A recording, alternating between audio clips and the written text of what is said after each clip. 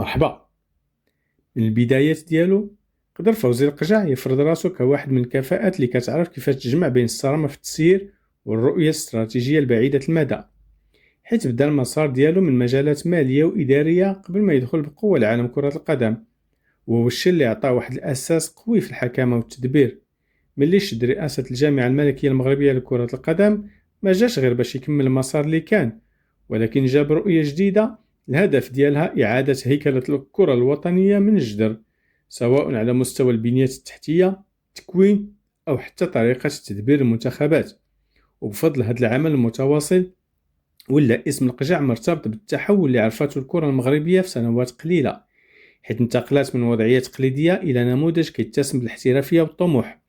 هذا المسار التصاعدي خلاه يكتسب ثقة كبيرة داخل المغرب وخارجه، وفتح ليه الباب باش يكون حاضر في مراكز القرار الإفريقية والدولية، الشيء اللي خلى الترشح ديالو اليوم لمنصب النائب الأول لرئيس الاتحاد الدولي لكرة القدم ما يبانش مجرد صدفة، بل نتيجة طبيعية لمسار الرجل كان طويل ديال العمل والإنجازات، خصوصا في ظل المرحلة المقبلة اللي غادي يقودها مرة أخرى جياني إنفانتينو. في واحد الوقت اللي ولات فيه كرة القدم كتجاوز الحدود ديال الرياضة وكتولي وسيلة للتأثير الدولي وبناء الصورة ديال الدول، كيبان بوضوح أن المغرب داخل في مرحلة جديدة عنوانها الحضور القوي في الساحة العالمية. وهذا الشيء ما جاش من فراغ، بل نتيجة عمل طويل وتراكمات مهمة في مجال التسيير الرياضي. في وسط الدينامية كيبان اسم القجع كواحد من أبرز الوجوه اللي ساهمت بشكل مباشر في التحول، خصوصا من خلال الدور ديالو كرئيس ديال الجامعة الملكية المغربية لكرة القدم، واللي قدر من خلاله يعطي نفس جديد للكرة الوطنية ويرفع من سقف الطموحات ديالها. واليوم مع الحديث على ترشحه لمنصب النائب الأول لرئيس الاتحاد الدولي لكرة القدم في العهدة الجاية اللي غادي يقودها جياني إنفانتينو، كيبان أن المغرب ولا فعلا كيتحرك في مستوى آخر، مستوى صناعة القرار والتأثير في مستقبل الكرة العالمية. هذا الترشيح كتعتبر خطوة نوعية بكل المقاييس، حيث ماشي سهل أن مسؤول من دولة إفريقية يوصل لهذا المستوى داخل أكبر هيئة كروية في العالم. ولكن اللي كيخلي هذا الشيء ممكن هو المسار اللي دارو الرجل والنتائج اللي تحققت في العهد ديالو. من ملي شد المسؤولية كان التركيز كبير على إصلاح المنظومة من الداخل، سواء من ناحية البنية التحتية اللي ولات حديثة ومجهزة بأفضل المعايير، ولا من ناحية التكوين اللي عطى فرصة لبروز جيل جديد من اللاعبين، وحتى على مستوى الحكامة والتسيير اللي ولا كيعتمد على الشفافية والاحترافية. هاد الإصلاحات ما بقاتش غير داخل المغرب، ولكن ولات كتشد الانتباه ديال مؤسسات دولية وكتخلي التجربة المغربية مثال كيتدرس وكيتم الإشادة به. من جهة أخرى ما يمكنش نهضروا على الترشيح بلا ما نشيروا الإنجازات الرياضية اللي زادت تقوي المغرب، اللي زادت تقوي الصورة ديال المغرب، حيث المنتخب الوطني المغربي قدر يحقق نتائج متميزة في منافسات قارية ودولية ولا كيتحسب ليه ألف حساب، وهذا الشيء ساهم بشكل كبير في رفع أسهم الكرة المغربية على الصعيد العالمي. هاد النجاحات ماشي غير أرقام، ولكن هي انعكاس لسياسة واضحة كتجمع بين الاستثمار في المواهب المحلية واستقطاب الكفاءات مع توفير ظروف عمل احترافية كتشجع العطاء وتحقيق النتائج. اللي كيزيد يعطي أهمية لهذا الترشيح هو أن المنصب ديال النائب الأول لرئيس الفيفا ماشي منصب شكلي، بل عنده دور كبير في صنع القرار وتوجيه السياسات الكروية العالمية، سواء فيما يخص تنظيم المنافسات أو تطوير اللعبة في مختلف القارات أو حتى الدفاع على مصالح الاتحادات الوطنية.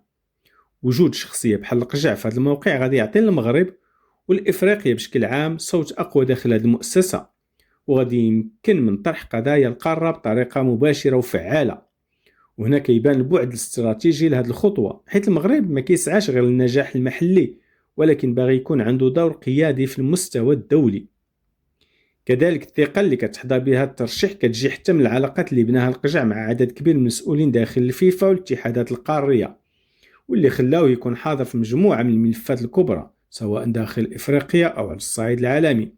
هذا الحضور المستمر خلاه يكتسب تجربة مهمة وفهم عميق لكيفاش كتخدم المنظومة الكروية الدولية، وهذا الشيء كيخليه مرشح قوي وقادر يتحمل المسؤولية في هذا المنصب. في نفس السياق ما يمكنش نفصلوا هذا الترشيح على الصورة العامة ديال المغرب اللي ولا كيتقدم في بزاف ديال المجالات، وكيستثمر في البنية التحتية الرياضية وكيستعد لاحتضان تظاهرات كبرى. هادشي كامل كيعطي مصداقية أكبر لهذا الطموح. الكرة اليوم ولات جزء من القوة الناعمة ديال الدول، والمغرب فهم هذه المعادلة وخدم عليها بشكل واضح. وهذا الترشيح كيدخل في هذا الإطار العام اللي كيسعى لتعزيز الحضور المغربي في المحافل الدولية. يمكن نقولوا أن الترشح لقجع لمنصب النائب الأول لرئيس الفيفا ماشي غير خطوة عادية ولا حدث عابر، ولكن هو تتويج لمسار كامل ديال العمل والتخطيط، ورسالة قوية بأن المغرب ولا رقم صعب في المعادلة الكروية العالمية.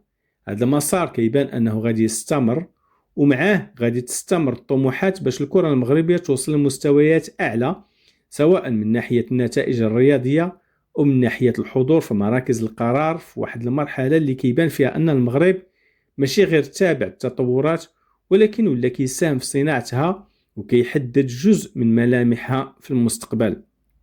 في الأخير ملي كنرجعوا كنشوفوا الصورة كاملة، كيبان بوضوح أن الاختيارات ديال فوزي القجع ما كانش عشوائية ولا مرتبطة بالفرص القريبة فقط، ولكن كانت مبنية على رؤية بعيدة وطموح كبير كيتجاوز الحدود القارية.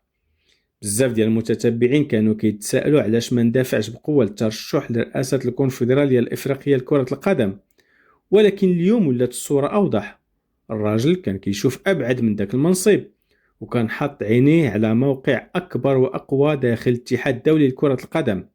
هذا الطموح ماشي مجرد رغبة في المناصب، ولكن كيعكس واحد الثقة في الإمكانيات ديالو وفي المسار اللي بناه خطوة بخطوة، واللي خلاه يطمح يكون في مركز كيأثر من خلاله على كرة القدم العالمية كاملة.